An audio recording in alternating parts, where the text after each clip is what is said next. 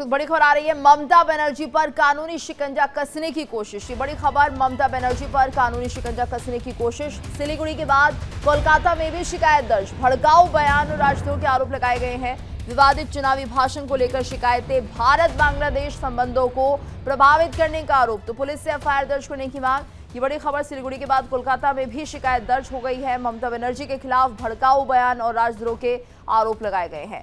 ममता बनर्जी पर कानूनी शिकंजा कसने की कोशिश। ये बड़ी खबर, सिलीगुड़ी के बाद कोलकाता में भी शिकायत दर्ज की गई है। तो भड़काऊ बयान और राजद्रोह के आरोप लगाए गए हैं ममता बनर्जी पर। विवादित चुनावी भाषण को लेकर शिकायतें दर्ज कराई गई हैं। भारत बांग्लादेश संबंधों को प्रभावित करने का भी आरोप लगा है। पुलिस से एफआईआर दर्ज करने की मांग की जा रही है। तो ममता बनर्जी की मुश्किलें बढ़ती हुई। ममता के बयान पर सियासी संग्राम छिड़ा हुआ है।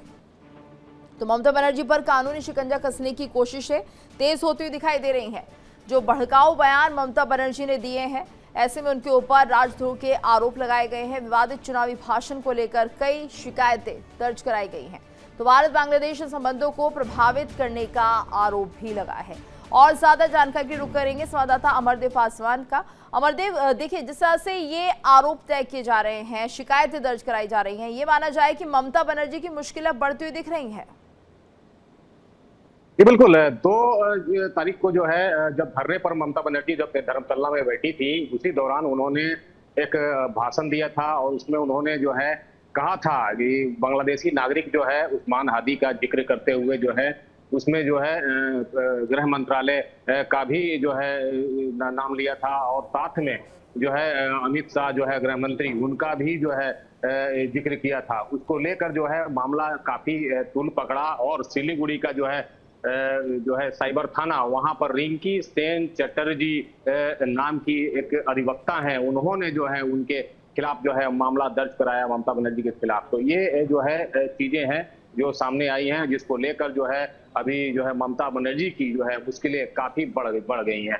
उसको लेकर जो है फिलहाल अभी टीएमसी की तरफ से ना ही ममता बनर्जी की तरफ से कोई भी बयान अभी सामने नहीं आया है फिलहाल। लेकिन ये जो जिस तरीके से ये जो उनके ऊपर जो है मामला दर्ज कराया गया है, उसको लेकर जब ये चर्चा का माहौल जो है पूरी तरह से जी बिल्कुल। और ऐसे में हमारे साथ बने रहेगा अमरदेव। एक और बड़ी खबर आ रही है, अपने दर्शकों को बता देते। टीएमसी सांसदों में फूट की खबर है। सूत्रों के हवाले से जानकारी सामने आ रही है कि टीएमसी सांसदों में फूट की खबर। बीजेपी के संपर्क में 20 टीएमसी सांसद। तो काकोली घोष, सुखेंदु शेखर का नाम इसमें शामिल है। सूत्रों के हवाले से जानकारी आ रही है। शताब्दी रॉय, जून माल्या संपर्क में है। वहीं रचना बैनर्जी, शत्रुघ्न सिन्हा का नाम भी सामने आ रहा है। तो ममता ने टीएमसी की सभी यूनिट भंग की है। ये बड़ी खबर इस वक्त सामने आ रही है कि शताब्दी रॉय, जॉन माल्या संपर्क में बताए जा रहे हैं। तो जिस तरह से टीएमसी में बड़ी टूट की अटकलें दिखाई दे रही हैं, ऐसे में कहा जा रहा है कि बीजेपी के संपर्क में 20 टीएमसी सांसद लगे हुए हैं। और ज्यादा जानकारी के लिए रुक करेंगे संवाददाता अमरदेव का। अमरदेव, बहुत बड़ी खबर है ये, जिस तरह से टीएमसी में टूट की खबर और ऐसे में बीजेपी से संपर्क साधा जा रहा है। जी बिल्कुल। शुरुआती दौर में देखने को मिला कि जो है टीएमसी में विधायकों ने जो है ममता बनर्जी के खिलाफ जो है विद्रोह कर दिया और वो जो है बागी हो गए। और करीबन 58 विधायक जो है आज टीएमसी में ही जो है अलग से एक टीएमसी का जो है वो गठन कर दिया।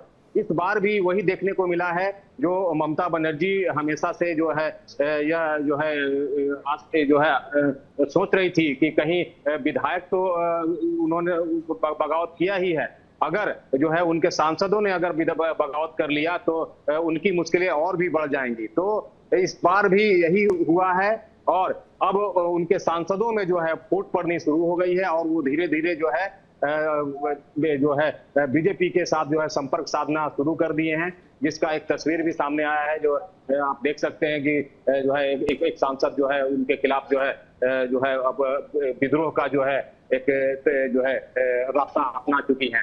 और अभी तो ये शुरुआत है, अभी अब आगे और भी देखना होगा कि आगे चलकर जो है और कितने जो है सांसद और उनके साथ जो और अन्य जो 20 विधायक है वो उनके साथ रहते हैं या नहीं रहते हैं, क्योंकि शुरू से ही जो है उनके जो सांसद थे या फिर विधायक थे या उनके अन्य नेता जो थे, उनको जो है अभिषेक बनर्जी का जो उनके जो है सांसद भतीजे हैं, अभिषेक बनर्जी का जो नेतृत्व था वो उनको पसंद नहीं था, क्योंकि वो जिस तरीके से जो नेतृत्व कर रहे थे वो कहीं ना कहीं उनको खटक रहा था। इसी कारण जो है उनके पार्टी में फूट पड़ गई।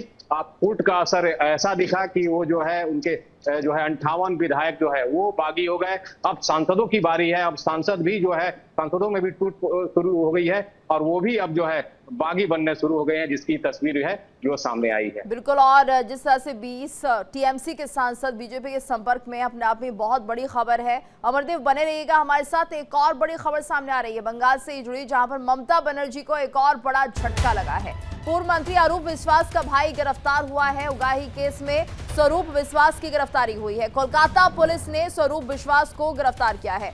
फिल्म इंडस्ट्री में दबदबा रखने का आरोप है। फिल्मी हस्तियों ने पहले ही शिकायत की थी और अब ऐसे में गिरफ्तारी हो गई है पूर्व मंत्री के भाई की। बड़ी खबर, एक और बड़ा झटका ममता बनर्जी को। तो पूर्व मंत्री थे अरूप विश्वास, जिनका भाई गिरफ्तार हुआ है। उगाही केस में स्वरूप विश्वास की गिरफ्तारी हुई है। कोलकाता पुलिस ने स्वरूप विश्वास को गिरफ्तार कर लिया है। फिल्म इंडस्ट्री में अपना दबदबा रखते थे और ऐसे में फिल्मी हस्तियों ने पहले ही इस पूरे मामले की शिकायत की थी। अमरदेव, ये भी एक बहुत बड़ी खबर है। देखिए, जिस तरह से भ्रष्टाचार था और ऐसे में मंत्रियों से जुड़े हुए अगर ये बातें सामने आती हैं, उनके रिश्तेदार अगर उगाही करते हैं, तो अपने आप में समझिए कि बंगाल की जनता किन हालातों में रह रही होगी। और ऐसे में ये जो गिरफ्तारी हुई है, ये कितनी बड़ी गिरफ्तारी से माना जाए और साथ ही साथ ममता बनर्जी को किस तरह से बड़ा झटका है। देखिए, पूर्व मंत्री जो है अरूप राय, वो जो है काफी जो है प्रभावशाली नेता है कोलकाता के टॉलीगंज इलाके में और काफी प्रभाव भी रखते हैं। और उनके जो भाई हैं स्वरूप राय, वो अपने भाई का जो है वो पद का जो है वो इस्तेमाल कर रहे थे, क्योंकि वो ना तो टीएमसी में थे और ना ही कोई काउंसलर थे और ना ही किसी अन्य पदों पर थे टीएमसी के। बावजूद उसके वो अपने भाई का जो है जो पदों का जो प्रभाव था उसका वो इस्तेमाल कर रहे थे और उनके ऊपर जो है कई बार जो है छिड़कानी का मामला भी सामने आया। साथ में जो है अवैध वसूली का भी मामला सामने आया। उसके अलावा जो है कट मनी भी कई जगह से वो उन्होंने लिया, उसका भी जो है मामला सामने आया था। साथ में जो है वो रंगदारी का भी जो है मामला सामने आया था कि वो जबरन वसूली भी करते थे अपने जो है समर्थकों के द्वारा। तो ये जो है आरोप उनके ऊपर कई जो है समय से जो है वो लगते आ रहे थे, जिस पर जो है कार्रवाई हुई और उन शिकायतों के आधार पर कार्रवाई होते हुए जो है कल उनकी जो है गिरफ्तारी हुई। जिस गिरफ्तारी को लेकर जो है आज टॉलीगंज के जितने भी फिल्म इंडस्ट्री से जो लोग जुड़े हुए हैं वो अब खुल के सामने आ रहे हैं और उनके खिलाफ जो है बोल भी रहे हैं और शिकायतें भी दर्ज करा रहे हैं। अब देखना यह होगा कि अब आगे की कार्रवाई क्या होगी और उनका जो है हश्र क्या होगा, ये अब देखना बाकी है।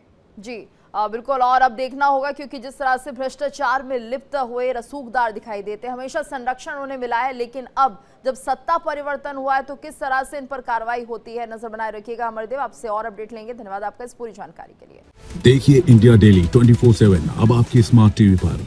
इंडिया डेली मौजूद है सभी डिजिटल प्लेटफॉर्म पर लाइव और लगातार। इंडिया डेली 24/7 हर दिन राष्ट्र को समर्पित।